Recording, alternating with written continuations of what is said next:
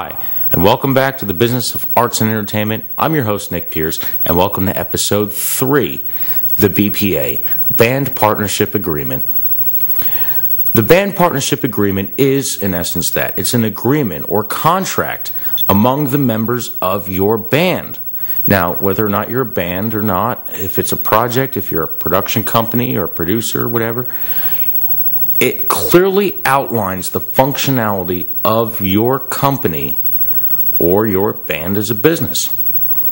A good BPA should include the following, and there are 16 things that I have outlined that I feel that a BPA needs to include.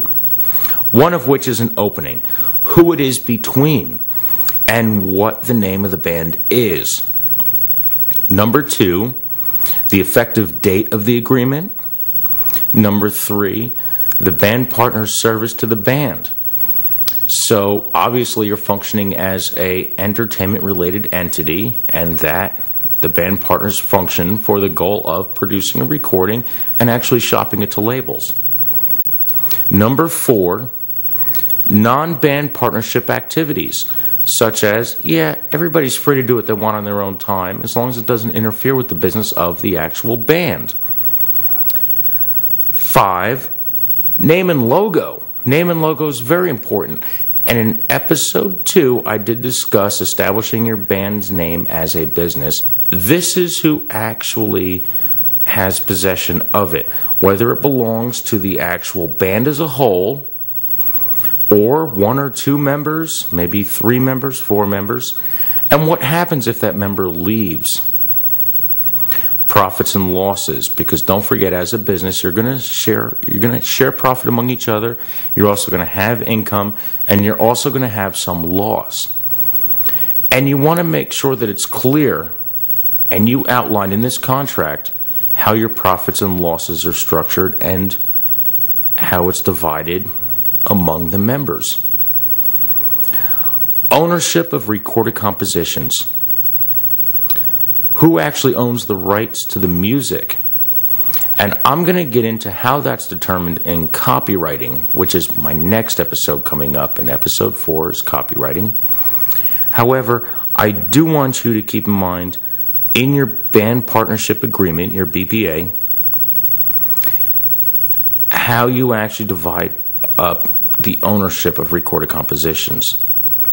Whether, and I know I say band, but whether it's a film or talent, photography, a website, however it is, all this needs to be outlined among the general partners in your actual company or band, firm, business, entertainment-related industry company. And the division of publishing revenue. Publishing revenue is very important. Anytime your music is actually played or anytime your material is actually aired, you actually have what's called royalties. And royalties is a percentage of what people pay, whether you're on the radio or used in a film or your music is sampled or something you have created is used. You're entitled to royalties from that. Royalties I will get into in another future episode beyond copyright, but for now, you need to determine how your publishing revenue is distributed. Is it distributed just to the band entity itself? Is it distributed strictly to one particular member who created all the material? And are all the musicians for hire, or are they members of the general partnership? Publishing administration. How it's actually administered is another key thing. And I know that we're getting pretty into depth, and with the short cast that I post here, there's such limited time. However, I will actually have on my website an address to go to actually get these notes and some more detailed information as to how you can actually decipher and construct a good band partnership agreement. On top of that, in your band partnership agreement or your BPA, voting and meetings is a critical part.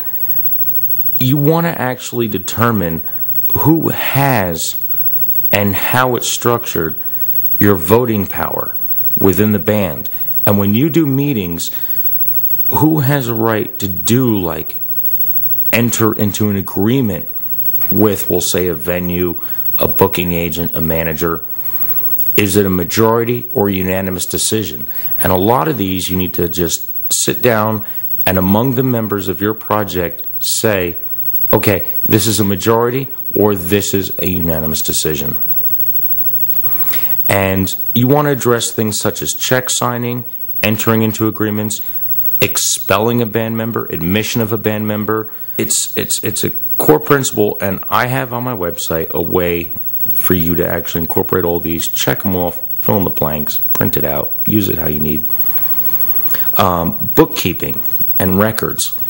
Where they're kept, a principal place of business, pick one member of the band who is either the founder or maybe the business person in the band to actually keep track of your records, all your income, all your expenses, and how it's kept. I mean, you can go to, if you have a simple Microsoft program, they have Excel. You can create a spreadsheet there. There's other programs available online to you for free. Also, you want to look at, my 12th step is ending the band partnership. Ending the band partnership will determine, and it's outlined in your agreement, if, we'll say, a member leaves. Does the partnership end? Does the company cease to exist? Or as long as so-and-so and so-and-so are involved in the company, your band or project, does it still go on? If the founding member is, we'll say, the lead singer, and everybody auditioned for them, and they're part of their project, if the drummer leaves, does the partnership cease and not exist anymore? Maybe not, because as long as the lead singer is a member of the band, you have a chance of still staying around. And just because you need to replace a drummer or one of the guitarists or the harmonica player, you're still a band functioning in full swing under that name. Distribution of band assets. When the business, when the band, when the project finally ends and the company's about to fold, because that's what it is, your band or your project is a company, how does everything get distributed? If you out of your band checking account or out of your band bank account purchased equipment from money and revenue generated from your activity with all the members as a whole, once everybody parts ways, which is unfortunate to think of, but yes, it does happen, and that's just the reality of it. Not every band stays together for a long time, and not every member is always a part of the band that they originally joined. How do those assets get distributed? And assets are debt and income, band property, and royalties.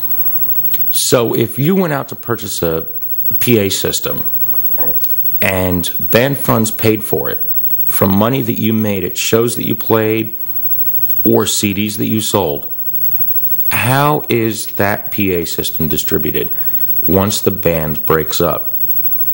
Does one person get the amplifier and the other person get the two speakers? Or another one gets a microphone? What you want to do is actually look at what could actually happen should down the road, and God forbid, your project or band actually break up. Leaving members' rights. This is another thing that when someone leaves your band, what are they entitled to? Are they entitled to anything that they've ever done, any performance, any recording that they've ever been on? Or were they just simply a musician for hire, work for hire type deal, where you actually say, up until this point, you're done, you get this amount and that's it? Or do they continue collecting royalties and still have a vested share in the project even though they're no longer a member? The band bank account, and this has always been something, and I've led to this eventually through some of the terms that I've actually mentioned to you for the BPA, is who's in charge of it? Where's it set up? When you set up a band bank account, like I've said before, check out credit unions, check out banks, check out any financial institution that you can. Some members of your band may be affiliated with some sort of financial institution, and start there, see what kind of rates, see what kind of offers you get. You do want to have, and my recommendation is, even though you don't have to do it this way, however, I strongly recommend doing it this way, having a dual signature bank account set up so that not just one person can sign a check or use a card. You need to have some sort of checks and balances system, and having a dual signature account will help you out greatly. This way, not one person can actually be in control of everything. How your bank account's set up and monitoring your money, your flow of cash is key. And then finally, once you're done with hashing out all that, sign it. A signature thing with every signature block right at the bottom with every band member's signature and contact information is very helpful. Don't be afraid to ask for social security numbers either. Put them on your contract. It's just confidential, and a band partnership agreement is an agreement among the band, not any other outside entity. It's just something that you have that establishes your foundation for functioning and operation in the music business or any entertainment business. I know this was a lot to take in. If you need a sample agreement, I have compiled a disc of useful contracts in a document format which works on Word or Microsoft Works, and it's also in rich text format as well. I've used them over the years, and I found them very helpful, and many people that I know have actually called upon them to be used as well. If you'd like a copy, I do have, if you go to my website, go to the address right here on the bottom of your screen. It's a free website that I set up because the whole purpose of this is to save you money. I know the website's a little long. If you wish, go to the channel, my YouTube channel that you're watching this on right now, and just click on my website link and it'll bring you right there. It is, however, www.sites.google.com/site/Nick Pierce Show. I can actually send you a copy of that contract and many more. Not just the band partnership agreement, but there's simple fill-in-the-blank contracts on this disc. It's a CD-ROM, and it includes everything from management and booking agreements, model agreements and contracts, musicians for hire contract, label shopping agreements, performance agreements, artwork agreements, licensing, distribution, consignment agreements. Almost any contract that you will need is on this disc. And I will send one to you. Shipping is free, of course, in the United States. However, details on how to order that are on my website. If you also would like to contact me directly and request a copy, just email me at thenickpierceshow@gmail.com. My name is Nick Pierce. Thank you for tuning in.